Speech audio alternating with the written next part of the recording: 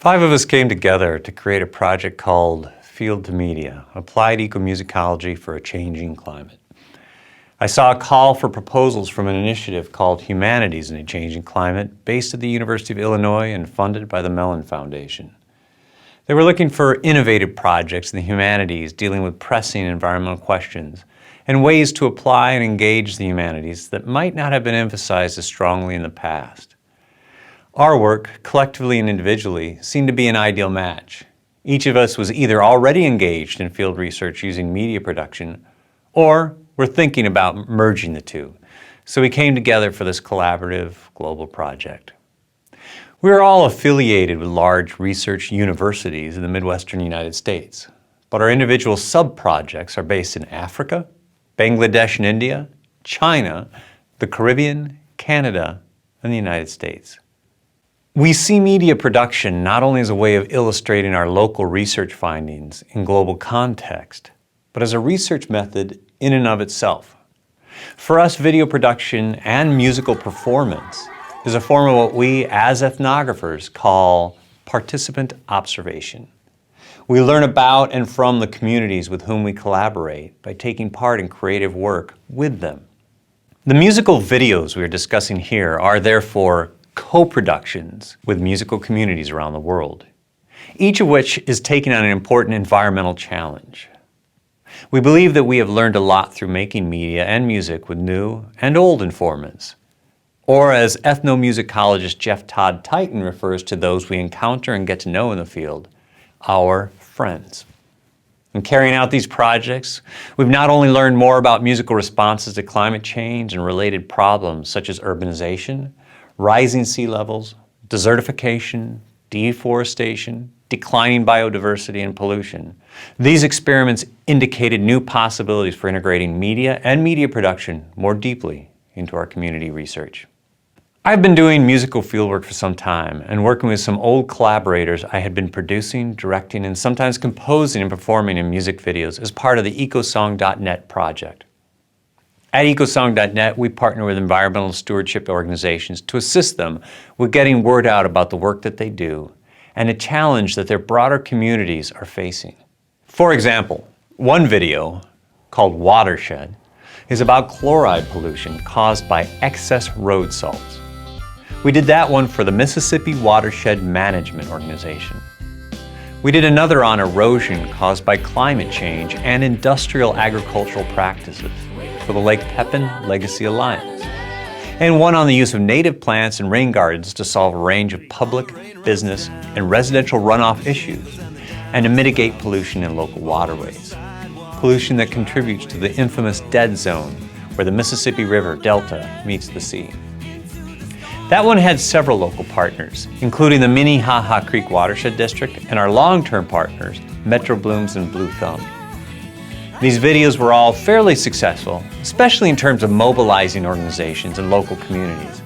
And they did well on the film festival circuit as well. So, I thought for this new video on the issue of noise pollution affecting the Salish Sea region of Western Washington and British Columbia, that we could take what we had learned in our Minnesota videos, as well as what I had learned through field research with environmentalist musicians around the Salish Sea, and undertake a similar field project on the sources and meanings of noise pollution, including for the threatened southern resident killer whales. I spend each summer doing research and living on Orcas Island in the San Juan Islands of Washington State, so it seemed like a natural. First, I have to say that working with these talented singers, artists, crew, and community as a whole was an incredible pleasure. To the last, they did exceptional work in all phases: design, preparation, pre-production on set, and in post. There was never a truer case of all credit goes to the talent and crew and all blame for shortcomings falls on me as the producer and director.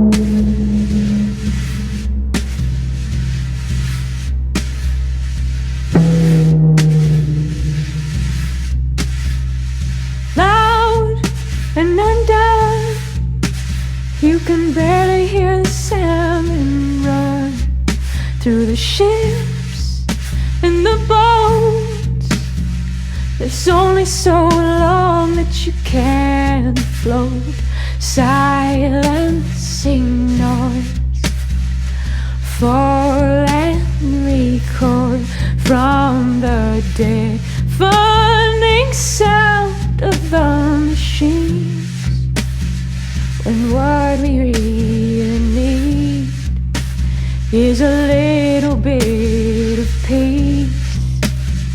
How about a quiet time?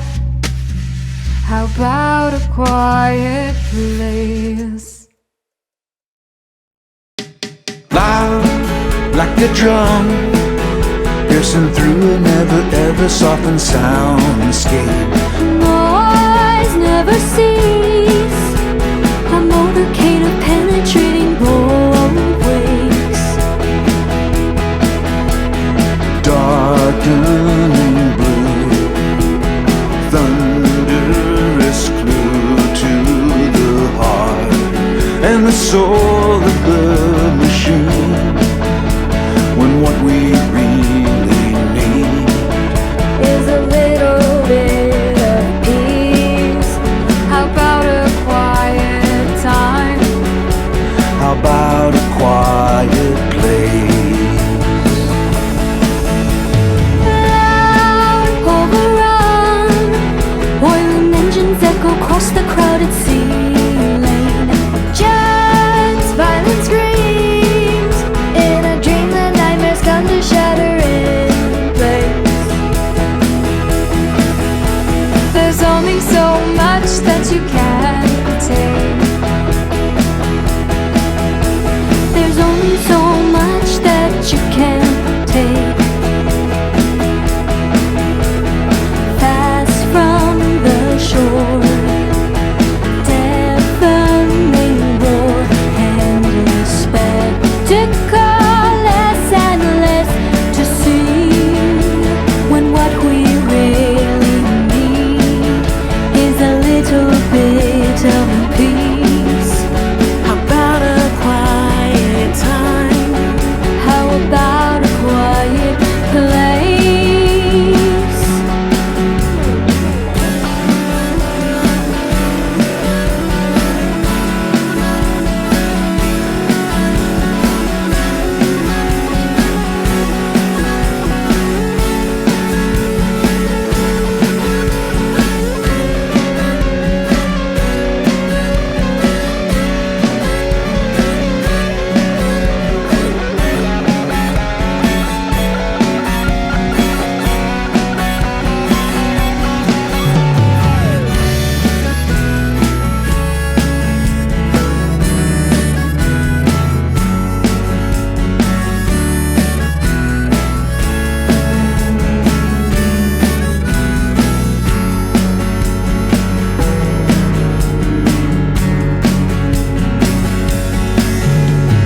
Loud like a gun, buzzing through the ear to hear is but a dead thing. Drown from above. Would you mind a little silence? It mean everything. Would you mind a little silence? It mean everything. Would you mind a little silence? It mean everything.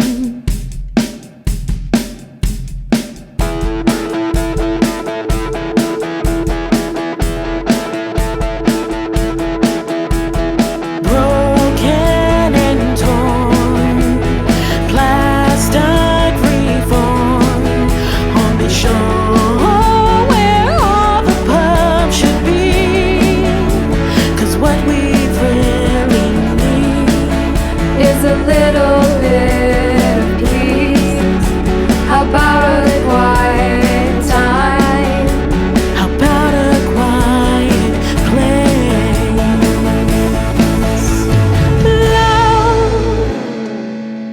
and undone, you can barely hear the salmon run.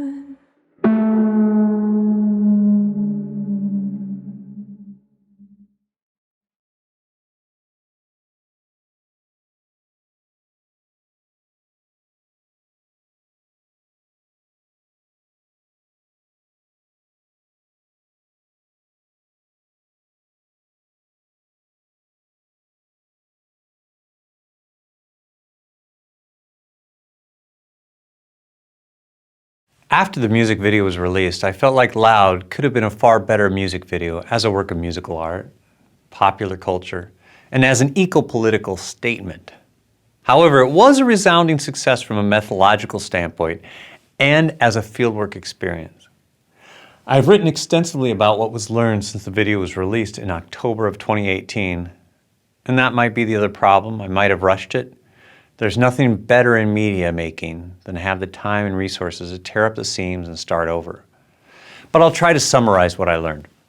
I found that by coming up against these obstacles, I learned far more about the issues of interest to the growing, transdisciplinary field of ecomusicology. At the center of that is how musical communities are and could be responding to environmental challenges. We kept encountering border problems, both literally and more figuratively, which I've written about in terms of what sociologists call boundary objects. As an anthropologist, I'm always interested in the unstated yet powerful tacit cultural forces and patterns that can be brought more into focus through ethnographic fieldwork. As I had hoped, by using collaborative media production ethnographically, a number of issues were raised in this co-production that I most likely would not have thought about in the same way, were simply to interview the people involved. The project was particularly revelatory when it came to 4 boundary objects: international boundaries, species, gender, and genre. There isn't time or need to go into all of those here, and like I said, I've written about each. But I will end by mentioning the 4th one on that list, genre. The song, Loud, was written as an appropriately contemplative piece about noise pollution. In fact, when it is performed that way live, it seems to hit the mark. Whereas the way in which we performed it and I produced it in this music video, it became an oddly conventional pop song at odds with its purpose. That kind of discordance could have been effective, creatively speaking, if more purposeful. Such would have been the case with a noise music genre choice, for example. Nor did we have the titling that worked so well on past videos, a few well-placed facts, figures, and information to orient the audience. And that somewhat defines this subgenre of music video. And that would have worked well as it did in our last 3 music videos. This is the first ecosong.net video where audiences expressed difficulty in figuring out what it was from a genre standpoint. We neither achieved a sense of abstract soundscape composition, it certainly is not that, nor really does it work as a music video per se. Part of the reason I came to that conclusion is by comparing it with similar past work I've done with the ecosong.net production team. Our videos have done really well at film festivals, for example. Loud, on the other hand, only garnered 3 selections at last count. But I will say that I relearned an important lesson that I have to keep going back to, one taught by expert ethnographers, acoustic ecologists, and soundscape composition artists, as well as musicians, including several in this project. But perhaps best taught by my colleague and friend, Denise von Glan. In her book, Music and the Skillful Listener, Denise documents how the women composers she studied are expert at listening to their immediate surroundings, other people, other creatures, musicians, themselves, and thus are able to render what they hear into meaningful musical works. I can blame boundary objects and obstacles for my inability to hear, to listen, but the truth is that my greatest methodological insight was produced by my most glaring production failure. I am certain that if I would have facilitated a more collaborative process of co-production, including and especially in the creative design process, and throughout the constant cross-communication of ideas, several, if not all of these problems would have been overcome, as they were in past productions with the ecosong.net team. Yet these lessons have already led to new ways of performing and thinking about the project and its possibilities.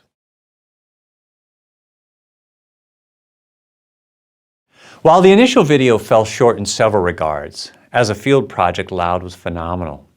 I have been writing about it extensively since the release of the video.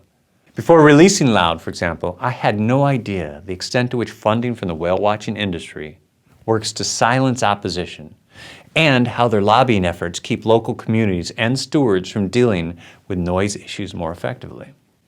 Plus, Loud has had a healthy afterlife. It turned out that the video was more of the start of the project than the end. A few stewardship organizations took to the video fairly enthusiastically, especially the few that were actually working on noise pollution. A state senator dealing with the question of noise pollution in the Salish Sea sent a kind note expressing her thanks for the video.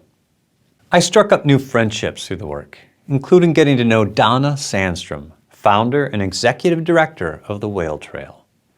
Donna was on Washington Governor Jay Inslee's Noise Task Force and is a major proponent of creating a quieter Salish Sea so that the orca can communicate, forage, coordinate, and enculturate their young and survive. Noise is one of several threats to southern resident killer whales' survival. There are only 75 at last count. But rather than follow the precautionary principle as it relates to noise, business as usual continues. The whale watching industry has done everything in its power to stop noise legislation and anything else that might inhibit their ability to corral, harass, and make money from the orca every day. When the task force suggested a moratorium on whale watching, the industry went into action and quashed that proposal in the Washington legislature. When a ballot measure was proposed for San Juan County to move the whale watching flotilla back to 650 yards, the industry consortium sued to try to stop it from going to ballot. I should have included information like that in the video for context, but hoped a more evocative piece would move audiences to explore those issues further on their own. Instead, what resulted was a discordantly poppy rendition of the song. Nevertheless, the field project taught me a great deal about the eco-political soundscape of the Salish Sea, brought me into contact with fascinating whale and anti-noise advocates, and opened the door to further research, including additional performances and learning opportunities with the musicians and activists involved in this project. The song has resonated with audiences when performed live as a quiet, contemplative piece. In many ways, the Loud Project and our field to media experiment as a whole is an attempt to explore, apply, and perhaps even instantiate Jeff Todd Titan's concept of the sound commons. Working with talented individuals in the places where we study, work, and live. Loud was somewhat of an opening statement. Then, listening to the responses as the video circulates has helped us to collectively remake the song, performance, project, and creative community, all of which continue to evolve. The field to media methodology that all of us have been experimenting with in different ways has worked well for me, despite, and in some ways because of, encountering a set of difficult creative and eco-political challenges that I could have in no way anticipated before setting out to make Loud. What's more, I've learned a great deal from Jan, Rebecca, Elsa, and Tara, and am trying to reapply those lessons when taking the next steps with Loud.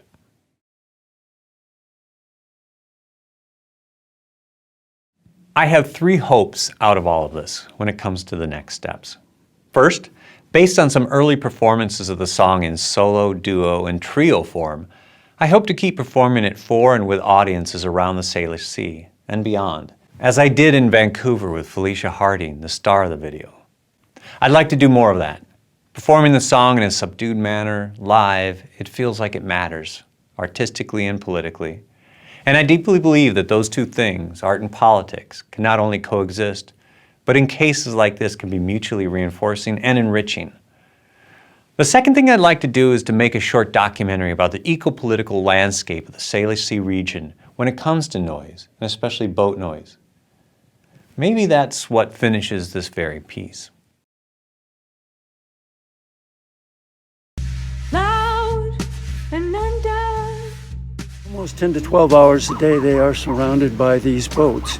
And the boats come close enough and the noise is loud enough that it reduces the whale's ability to forage, to hear their surroundings. Unfortunately, I think the influence of whale watching on the southern resident killer whales has been overstated, actually to the detriment of the southern residents. 3 days after I filed the initiative, we were sued by 4 whale watching companies who are represented by Pacific Whale Watching Association. These are some of the most restrictive regulations for whale watching on Earth. The Whale Watching Association had actually hired a lobbyist, and that lobbyist had been at work nearly since the day we recommended both the moratorium and the licensing system. We're willing to stay 6 feet away from a person to prevent them from getting ill. How about staying 650 yards away from an orca so they can eat? You can barely hear the salmon run. Third, something that is already underway working with communities here in Minnesota. I would like to incorporate these lessons Land into acknowledgement. EcoSong.net's next co-production. Dakota Oyate, Damakota.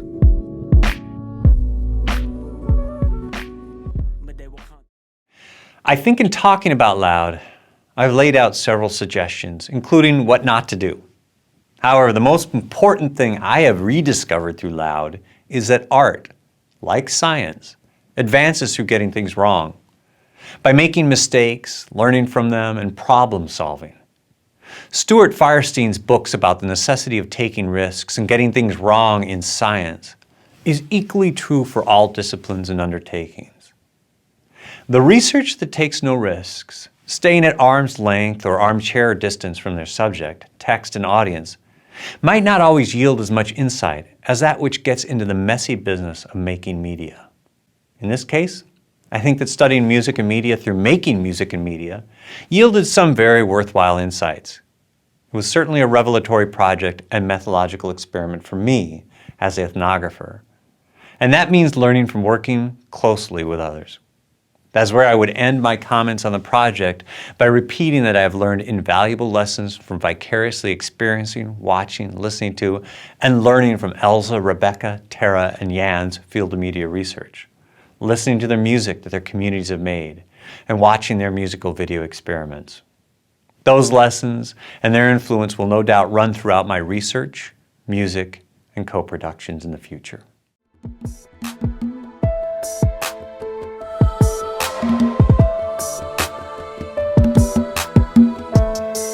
Gade noy nan bouche montagne yo, nan bouche montagne yo.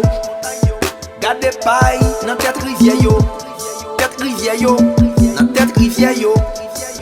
Gade faille en bas qu'elle la terre, gade saleté en bas ventre la mer. Gade trail pied boyo, trail pied boyo, trail pied boyo. One primary goal of our Field to Media, Applied Ecomusicology for a Changing Climate initiative, is to define collaborative approaches to communicating meaningfully about environmental concerns and experiences using film as the medium. We identified the music video as a form that may be more readily received by local and international audiences as we work to foreground ecological and environmental matters in the Salish Sea, China, Bangladesh, Tanzania, and Haiti. In my assessment, we hold in common a couple of guiding principles.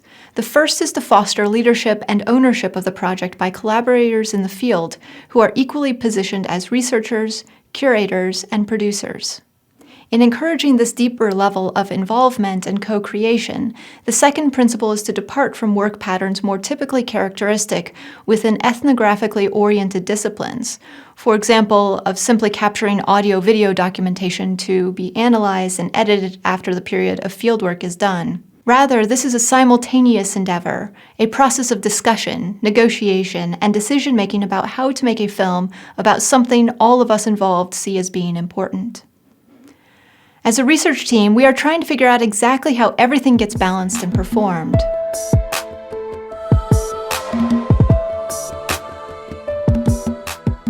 I have already spent years working on environment and environmental justice-related matters in Haiti, specifically concerning too much trash and too few trees, or more properly, activism issues of sanitation and deforestation. I went into this project with the goal of continuing to push in one or both of these directions. But I also wanted to partner with people already engaged in environment-related activism to see whether this could become a synergistic collaboration that would be complementary and amplifying for everyone. I found this synergy with the well-known journalist, cultural leader, and Vodou practitioner Anthony Pascal, better known as Comperfilo, who has long advocated for the importance of Vodou values and practices within Haitian society. Comperfilo's sustained efforts to bring the traditional ecological knowledge of Vodou into practice are noteworthy, especially his campaign to plant mapu, kapok, or silk cotton trees across the country. For the past 3 decades or so, Comperfilo has traveled widely to give mapu saplings that he has raised to individuals who he believes will care for them well. Another source of energy for this project comes from the singer-songwriter Roosevelt Sayan, who goes by the artist name BIC. BIC has defined his career through his socially engaged music, called musique sociale. Listeners and fans know his work as being synonymous with thoughtful, poetic, meaning-laden critiques of social issues. BIC has previously addressed environmental matters in song. Uniting all of the voices in this film is filmmaker Kendi Verilus, with whom I have collaborated for many years on other film projects. Not only is he a superb filmmaker, but he knows the cultural scene exceptionally well and has a great deal of experience navigating between different social settings, something that is essential for a project of this sort. Together we have developed a vision for this music video, which is a call to action to plant trees. We're drawing on conceptions from Vodou as sacred ecology. The central image is the mapu tree. The rationale behind these efforts is both ecological and sacred in nature. Mapu trees hold profound historical and mystical significance and are also powerful in their ecological function. Comperfilo delivers a moving catechism on the mapu. Although their seeds are tiny, similar to 2 grains of black pepper, these trees are among the largest in the world, arriving at astounding heights of 250 feet, with trunks that are typically more than 10 feet in diameter above the exposed roots. By far their most distinctive characteristic is the dramatic buttressing of the roots above the ground, sometimes reaching 40 or 50 feet up the trunk, and which can easily extend 50 or 60 feet out from the base. Beneath the ground, the roots can continue for 150 or more feet. With these vast root systems, Comperfilo observes, mapu serve a vital ecological function, simultaneously preventing erosion and opening up the soil into underground caverns that hold water, a connected series of nature-made cisterns that plants can draw from for nourishment. Working in concert with the roots of palm, fig, pistachio, and sandbox trees, the networked mapu slow the flow of water from the mountains down to the sea. With these trees no longer in place, rainwater runs down the mountains, routinely leading to massive flooding and destructive mudslides. A cycle that might have taken weeks a century ago now happens within minutes and endangers lives every time it rains. Although mapu are found widely throughout the Caribbean and beyond, they hold a historical significance particular to Haiti. Alluding to Mawonage, the escape from slavery during the plantation era, Comperfilo explains how this species got its designation among some Christian sects as job, of the devil, and among Vaudouisans as sacred. Une importance c'est que mapu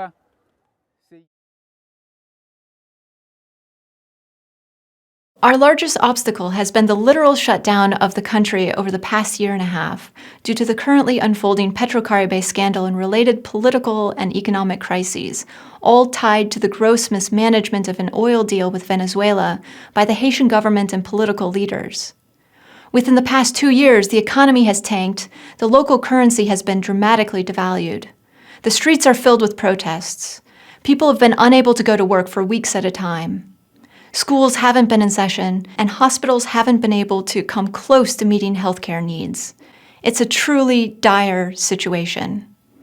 Yet it's one that has gotten virtually no international media attention, perhaps because it's an extraordinarily complex political matter, and one that extends well beyond the Haitian state to international players. In the grand scheme of things, these are issues that matter deeply to people's lives. But in terms of successfully completing this field to media project, which is clearly on a whole different plane of reality, the current state of crisis has presented a significant challenge. We have faced periods where travel around the country was so restricted due to barricades and politically connected gang control of the streets, we have been unable to get outside of Port-au-Prince during the weeks we had reserved to do so. Specifically, during summer we were planning to film at Souffnance, a lacou, or a sacred Vodou yard in the Artibonite department near Gonaïves, where we hold particular ties. Yet because my schedule revolves around the university calendar, and I am currently teaching courses right now, it's harder for me to rush to the country when the possibility opens up. This is all very much outside of our control, and safety is a top priority, and so we wait for a period when things are a bit calmer. Other challenges that are more within our control are about getting the right team assembled. Along the way, we have dialogued with a number of musicians who would all be superb contributors, although we found that sometimes the timing was a bit off to get things to come together, or they were located in places that were difficult to access, or the type of dialogic back and forth we hoped for would take a bit more time to cultivate. We've settled on a great group of people.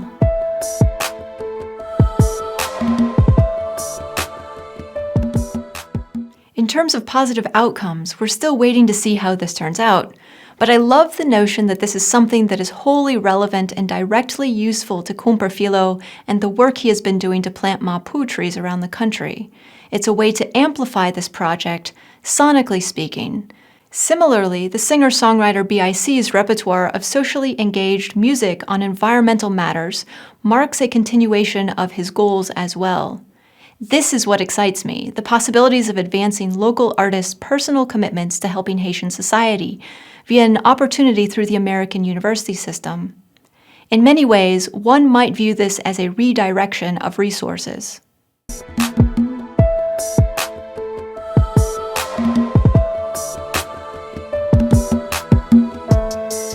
Gade noy nan bouche montagne yo, nan bouche montagne yo. Gade paille nan tête rivière yo, nan tête rivière yo. Gade faille en bas que la terre, gade saleté en bas votre la mer. Gade trail pied boyo, pied boyo.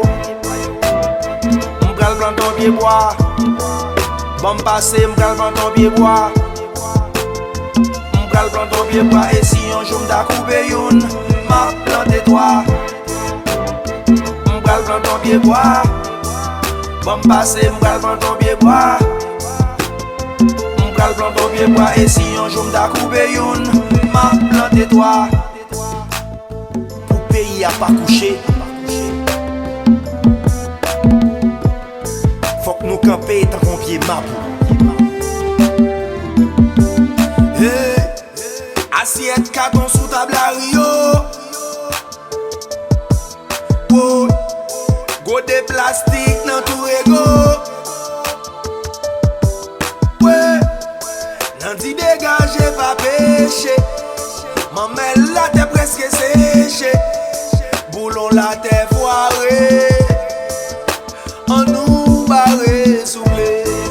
Ouais, m'bral blanc ton pied bois. Bon passé m'bral blanc ton pied bois. Hey, m'bral blanc ton pied bois. Et si un jour m'da coupé youn, ma plante toi. Oui, m'bral blanc ton pied bois. Bon passé m'bral blanc ton pied bois. M'bral blanc ton pied bois. Et si un jour m'da coupé youn, ma plante toi.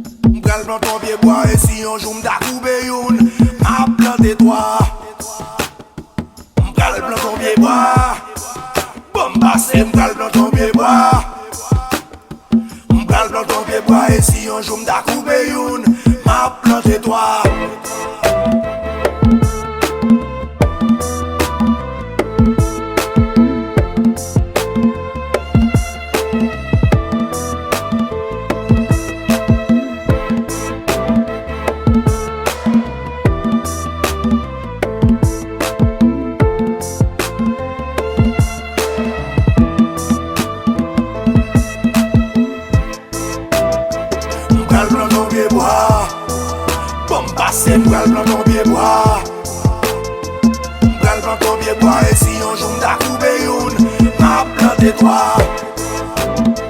M'gal blanc ton pied bois. Bombassé m'gal blanc ton pied bois. M'gal blanc ton pied bois. Et si un jour m'da coupé youn, m'a planter toi.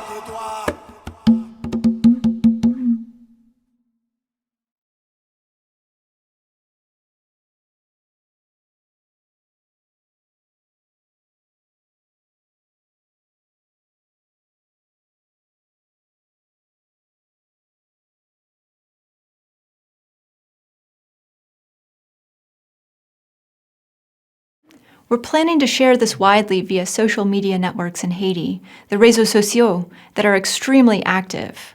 Comperfilo, as a journalist, already has a vast communication system and loves sharing resources and media.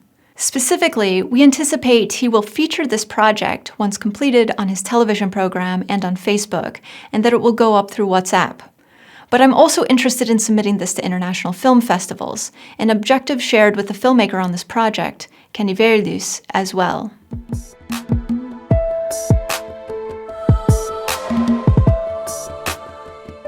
I'm hoping to extend this project, in fact, by making other environment-related music videos. Along the way, we have found several wonderful musical colleagues who are interested in deeper engagement with environmental issues. I want to encourage that interest and to help get more of this musical work into circulation so that the public can hear more of these voices. In other words, this is a small-scale messaging campaign about something crucial to the health and well-being of Haiti in particular. Given that on the Global Climate Risk Index for 2018, Haiti was ranked as the most vulnerable nation in the world to the effects of extreme weather events related to climate change.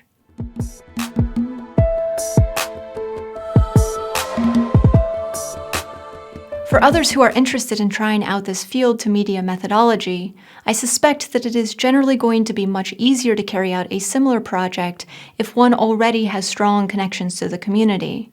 I would emphasize building those relationships prior to insisting on all-out engagement with colleagues one has only just met. And as I am repeatedly learning, patience, flexibility, and time are key.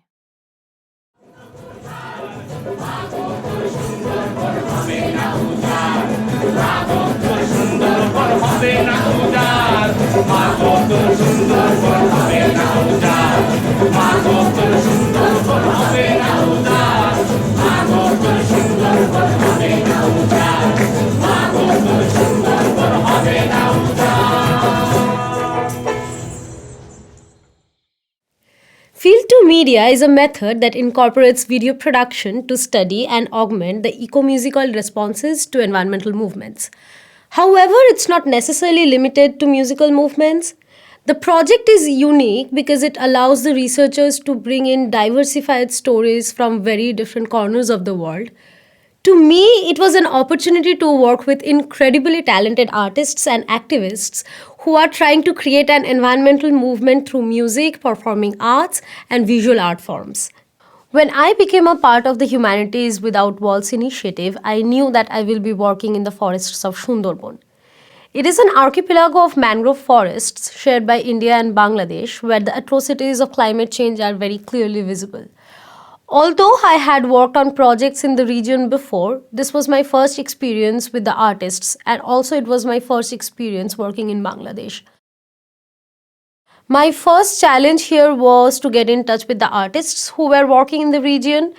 In both the countries, I got in touch with some journalists who had already written about or recorded these musical performances, and they led me to these artists. The overwhelming enthusiasm and warmth that they had for me and my videographer were amazing. Sundarban নিজেই একটা দেশ। আমরা মনে করি যে সুন্দরবনের আবার Bangladesh India কি।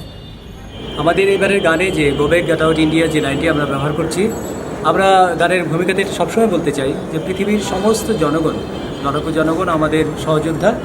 সুতরাং এই গানে আমরা ভারতের জনগণকে আমরা আমাদের বন্ধু হিসেবেই পেতে চাই। মূলত আমরা এই শব্দে প্রতিবাদ জানাচ্ছি ভারতের যে বাণিজ্য নীতি, পররাষ্ট্রনীতি কিংবা তার রাষ্ট্রীয় যে নীতি, মূলত go back get out India শব্দে আমরা তার সেই রাষ্ট্রীয় নীতিটাকে আমরা বিরোধিতা করছি। নিশ্চয়ই ভারতের জনগণ আমাদেরও বন্ধু।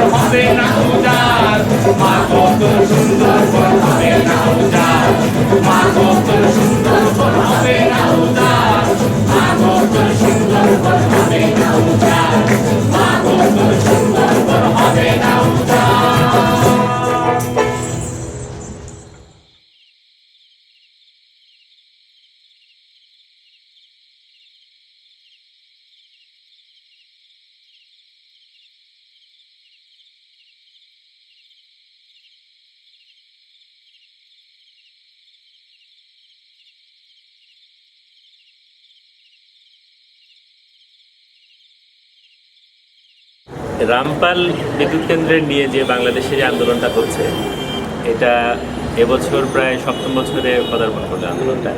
বাংলাদেশের ইতিহাসেই এরকম আন্দোলন আসলে বাংলাদেশে আগে এই মাত্রায় কখনো হয়নি। The scale and rigor of these artistic movements not only were an eye-opener for me, but it also compelled me to go back and tell a more comprehensive story about the movement. In Sundarbans, the main challenge was weather. As we all know that monsoon can make outdoor shootings very difficult, my main informant, late Mr. Arjun Mondol, tried to find an alternative space for shooting and artificial light because there was a power cut.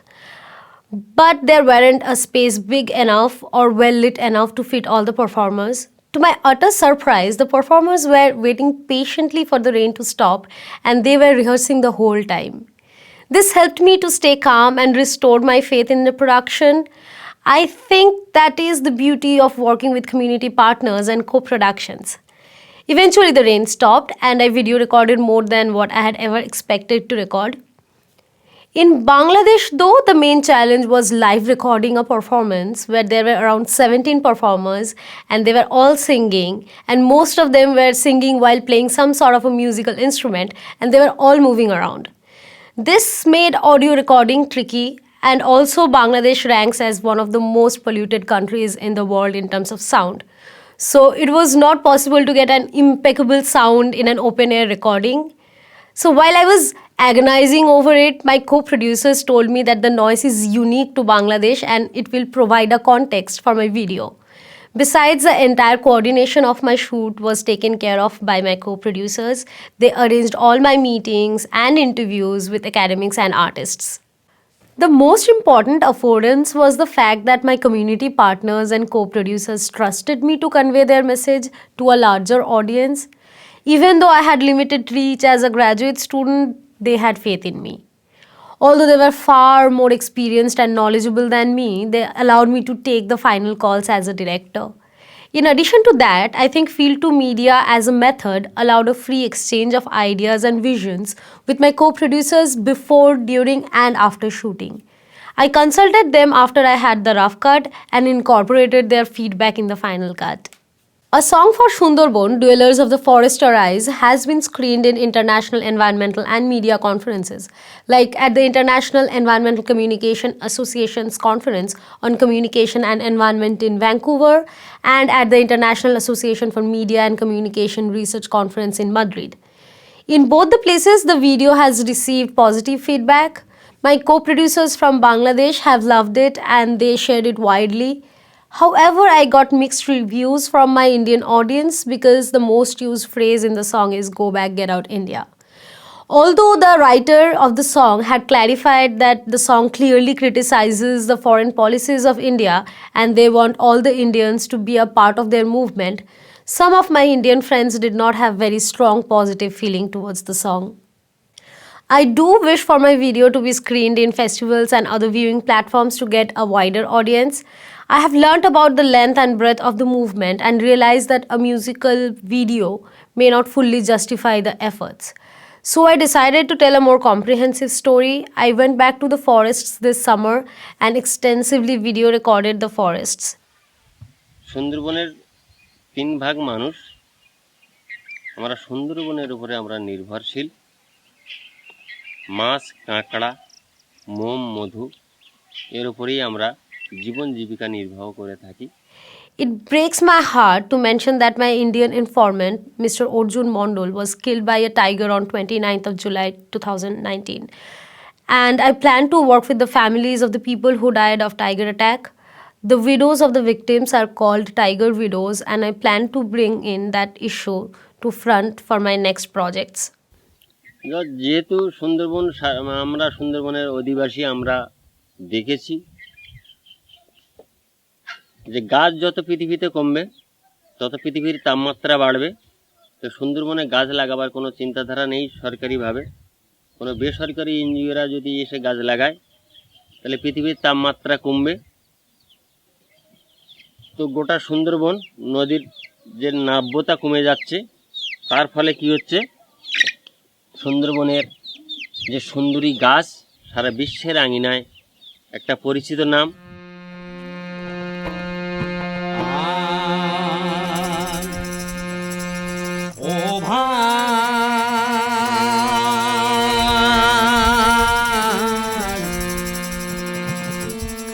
মা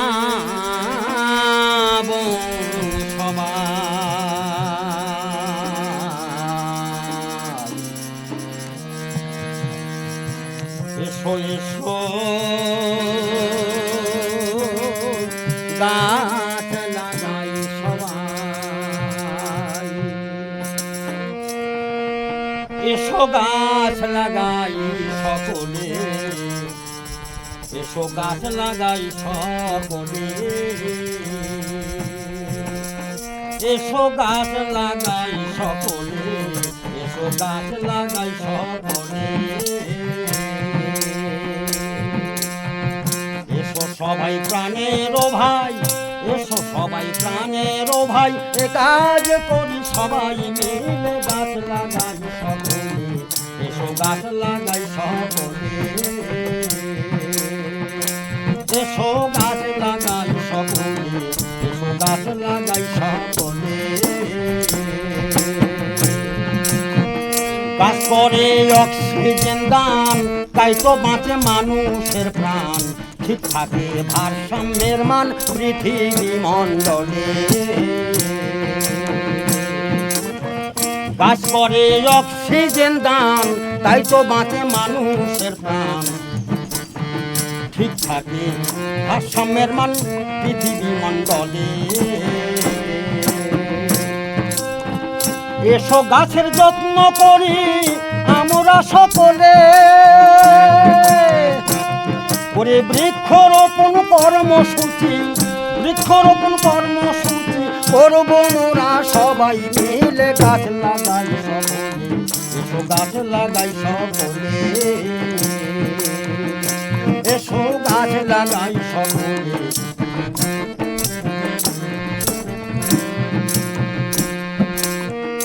একটি গাছ নয় একটি প্রাণ, একটি গাছে হয় বহু প্রাণ, বিজ্ঞানে তার আছে প্রমাণ, দেখো কিতাব খুলে। একটি গাছ নয় একটি প্রাণ, একটি গাছ হয় বহু প্রাণ, বিজ্ঞানে তার আছে প্রমাণ, দেখো কিতাব খুলে। সবাই গাছ লাগাবো ধন্য হব, সবাই গাছ লাগাবো গাছ বাঁচাবো, সকল বিভেদ ভুলে যাব, গাছ লাগাবো গাছ বাঁচাবো, সকল বিভেদ ভুলে যাব, গাছ লাগিয়ে ধন্য হব, গাছ লাগিয়ে ধন্য হব, জন্ম নিয়ে মানব কুলে, গাছ লাগাই সকলে, এসো গাছ লাগাই সকলে, এসো গাছ লাগাই সকলে।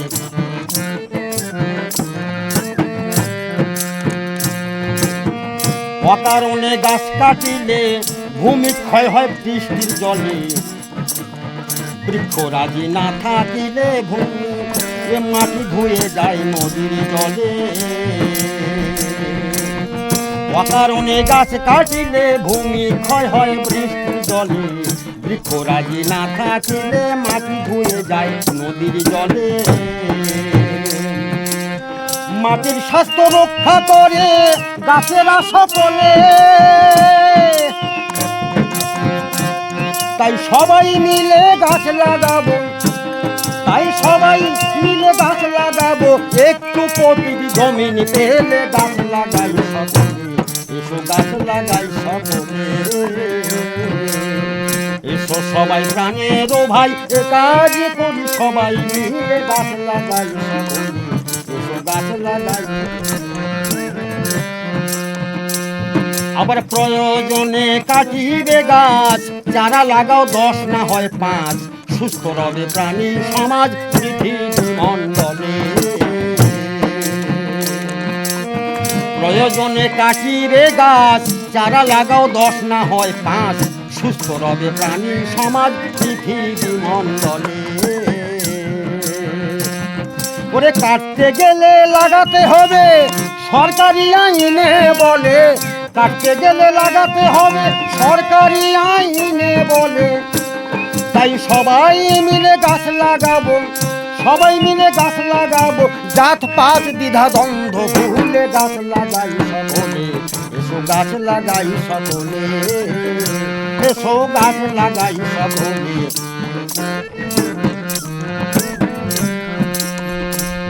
ওরে মানুষ ব্যাধিগ্রস্ত হলে পাতা ফুল ফল শিকড় ছালে, জীবনটাই ঔষধ মেলে আয়ুর্বেদ ডাক্তারে বলে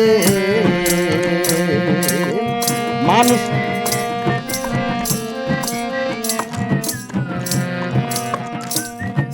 মানুষ ব্যাধিগ্রস্ত হলে পাতা ফুল ফল শিকড় ছালে জীবনটাই ঔষধ মেলে আয়ুর্বেদ ডাক্তারে বলে আবার খরা উষ্ণতা ঝঞ্ঝা বন্যা রূপকে বৃক্ষের নাই তুলনা খরা উষ্ণতা ঝঞ্ঝা বন্যা রূপকে বৃক্ষের নাই তুলনা ওগো সন্তোষের তাই এই মিনতি অধীন সন্তোষের তাই এই মিনতি গাছ লাগাও ভাই সবাই মিলে গাছ লাগাই সকলে এসো গাছ লাগাই সকলে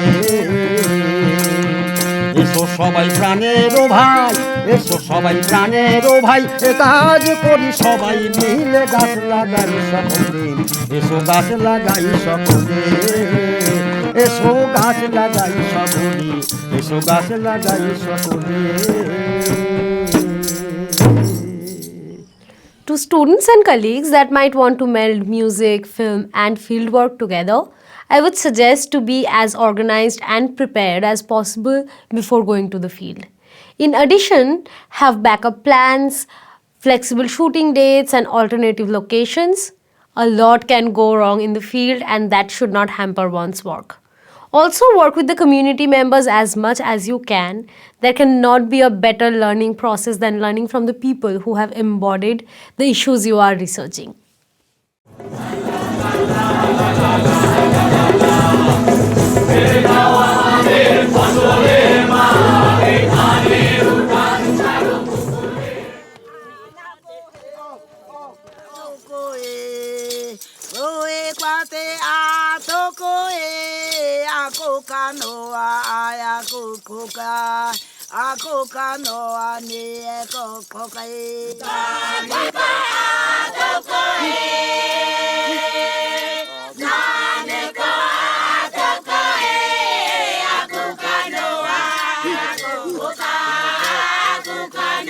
The Field to Media Grant Project has been an extremely valuable learning experience for me in both technical and intellectual ways. I had limited experience with helping to produce a music video coming into the project, and I had not really used creative co-production as a methodological research tool before this experience. In addition to the contributions to the video itself and subsequent writings, the process helped me to better understand the community with which I was working and people's understandings about their environment and its relationship to music. I began this project with a fairly open mind about how the music video would develop, but there were still changes to some of my originally proposed ideas. I initially thought I would be making a video with hip-hop artists and their music. While many hip-hop artists were involved in the video's filming and production, the music itself was based in Hadzabe tradition. This change came about after my initial discussion with my primary collaborator in Tanzania, who felt that this was an opportunity to give a more decentered musical tradition a high-quality visual component to accompany the audio we had previously recorded. Many of the artistic and production decisions I left to my collaborators, and I only stepped in where asked, as I wanted to give the musicians and my film crew freedom to choose how they and the music were being represented. One of the most significant and obvious challenges was producing the video across significant geographic distance, and generally communicating with everyone involved in the project. In addition to corresponding with the Humanities Without Walls team in the US, I regularly had to communicate with people in Tanzania. Some of these people are based in cities with regular internet access, but the musicians themselves live in a remote valley with little cellular reception or internet. In order to include their ideas and suggestions throughout the process, one of my collaborators in Tanzania, Chaka, had to make semi-regular trips to the valley, which is a full-day drive each way. This challenge was not insurmountable, but it certainly slowed down the production process after the filming itself. There were several positive outcomes of using the methodology developed for this project. One of the most unexpected outcomes for me was how the process of collaboration and co-production with a diverse group of people has helped me to better understand not only this particular song and environmental concern, but also relationships between both individuals and their broader, but still localized, communities with others. Another significant outcome has been the successful creation of the music video itself, and the overwhelmingly positive response from those who participated in its creation. While this outcome was anticipated to a certain degree, the quality of the video itself exceeded my expectations.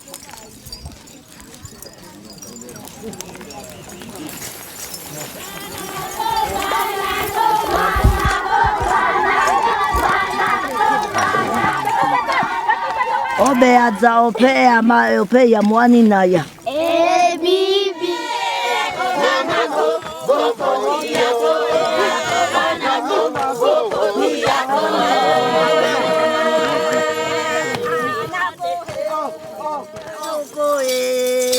Oe kwate atoko akoka noa aya kukuka akoka noa ni ekokoka Naneka atoko naneka atoko akuka noa akuka noa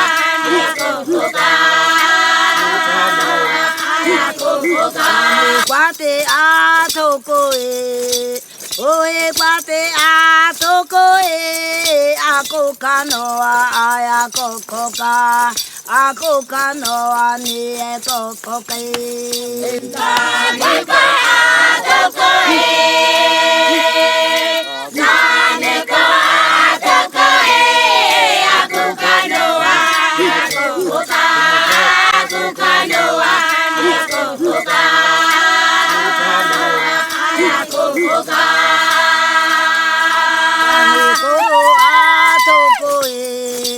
oe kwate atoko akoka noa aya kokoka akoka noa ni ekokoka naneka atoko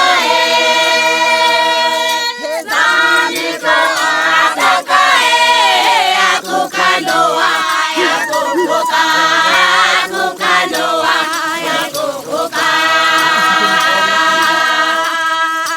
Dani kwate atoko oe kwate atoko akoka noa ni ekokoka akoka noa aya kokoka naneka atoko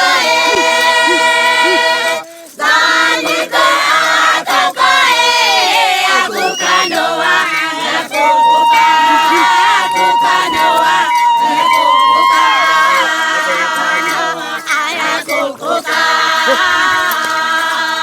kwate atoko oe kwate atoko akoka noa ni ekokoka akoka noa aya kokoka naneka atoko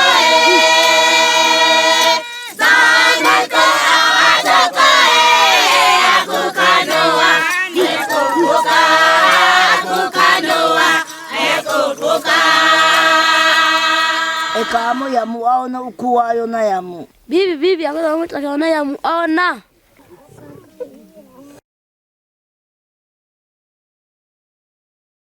Ako tika tata tsitibet ka ina. bibi. Nisi ako karibisha ita unu achekate. Acheka ko asoko ko ako bena kuchunga. bibi. Webeno tsama yamu aona ama ya tsiye ina. bibi. Ako kanoa aya kukuka ako kanoa ni ekokoka naneka atoko naneka atoko akuka noa akuka noa akuka.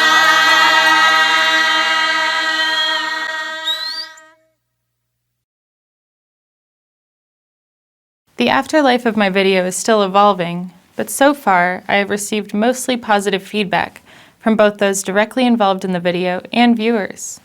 I'm hoping to find ways to extend the video's reach and recently submitted the video to an international film festival centered around activist films. I hope this video helps to create more awareness of Hadzabe environmental concerns and contributes, even if only in a small way, to future individual and governmental choices, which further impact the valley in which the Hadzabe reside. I also hope the video invites new critical exchanges and suggestions from discerning viewers, both in areas geographically local and distant from the valley itself. I have certainly learned many new technical skills related to film and its production that I intend to use as I move forward in my field and in everyday life. Additionally, my perspective on the unique contributions, collaboration, and co-creation bring to ethnographic research has evolved. Through the process of making this video, my overall understanding of ethnography has broadened, and my future research will certainly be informed by this experience.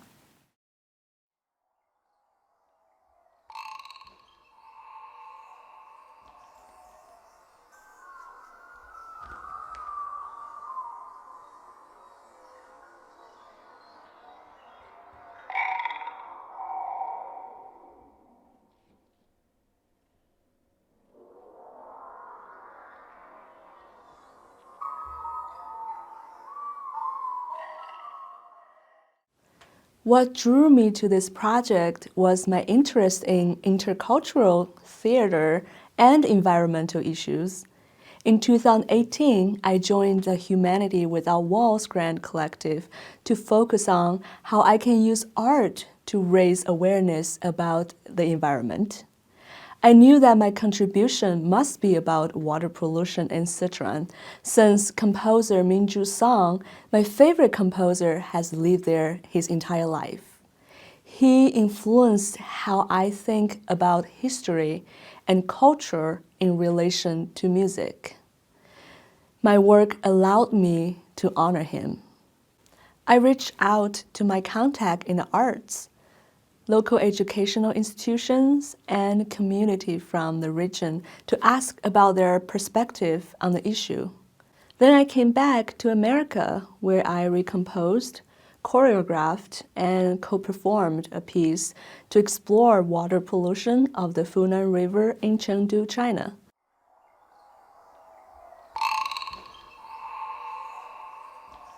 When I first went to China, I thought I would be helping to create a straightforward piece about the environment. However, my expectations about the balance between artistry and accessibility shifted after visiting the artists in the community in Sichuan. As part of my field study, I conducted a field trip to the Funan River and worked with locals, but I encountered resistance when I asked them to speak for themselves in front of camera. This resistance was due to two main challenges grounded in the country's political tensions. One, regulated speech, and two, restricted travel of the interviewees. They knew the project was funded by an American institution and would be widely distributed, perhaps having international influence. They were concerned about appearing too critical. But ultimately, America also has problems with pollution, which is why I think dialogue between the countries through art is important. To counter these challenges, I used Song's Sichuan opera musical elements and gestures to create my performance on the stage back in the US. Though their voices and bodies were not recorded, I pay homage to the people in the polluted areas with their music and their gestures. In my performance, these people are seen and heard. Thus, I brought their music tradition and culture here in the US via my video. I'm proud of the final outcome and grateful to my collaborators for pushing me to move the work in the direction of art for environmental justice.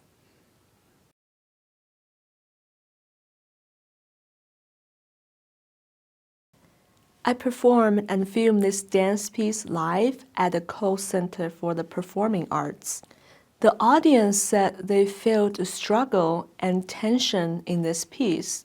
The audience saw specific gestures like reaching into the river and throwing away pollutions, symbolizing the cleaning of the water.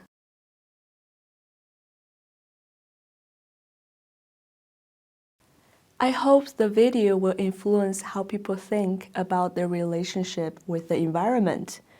I'm doing this project hoping both Chinese and American communities will bond through the artwork that we created together. Artwork that uses traditional Chinese music elements with American street art form to break down rather than build walls. I hope to make more videos like this. That's my next step for me. From art for art's sake to arts for social justice, creating a connection to the community I live in.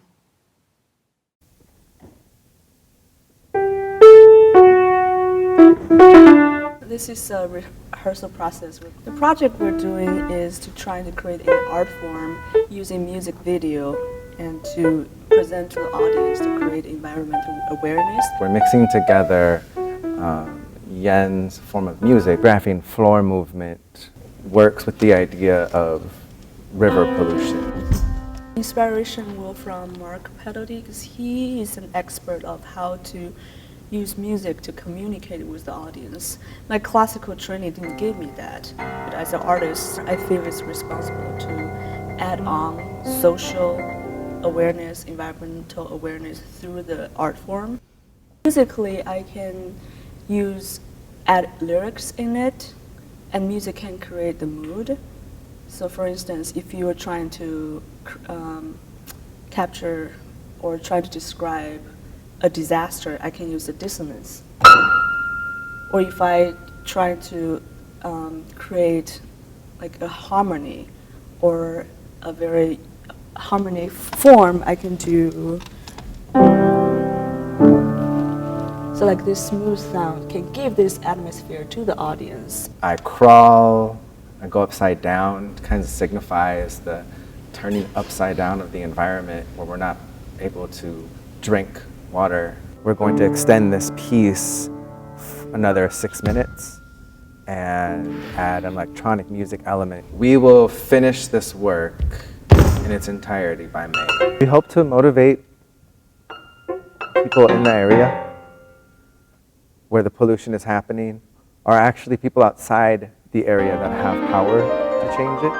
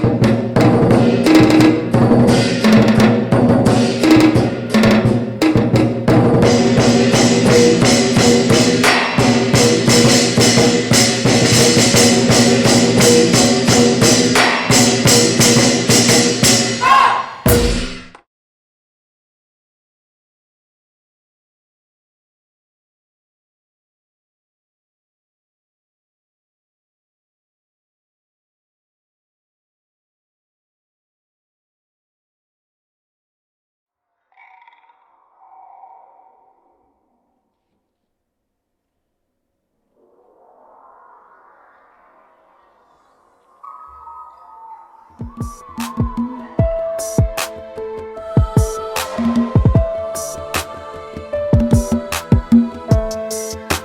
noy nan bush montay yo, nan bush montay yo.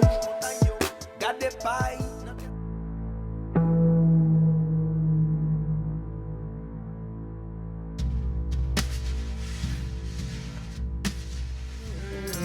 এসো গাছ লাগাই সকলে